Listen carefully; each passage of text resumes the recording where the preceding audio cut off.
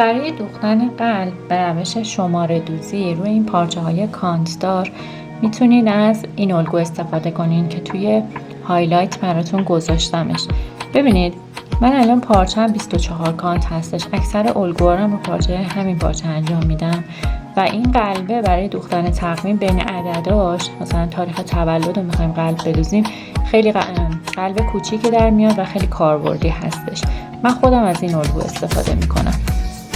اما اگه الان اینجا من نخ گل دوزیم یه لایه هستش، برای اینکه پارچه خونه هاش خیلی ریز هستش بعد از یه لایه نخ گل دوزی استفاده کنم.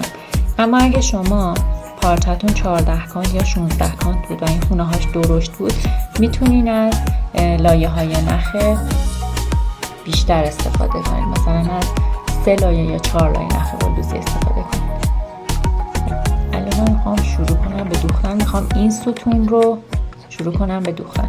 توی روش شماره دوزی این هستش که خونه ها رو با زبدر میدوزن، فقط شماره دوزی به این صورت هستش. الان من این خونه رو اولی رو میخوام بدوزم، با یه دونه زبدر پرش میکنم. نخم هم خیلی نمیکشم.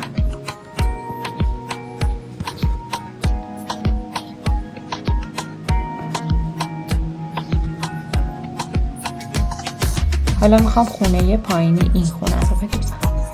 دوباره از اینجا یه خونه میام پایین تر با یه زبدر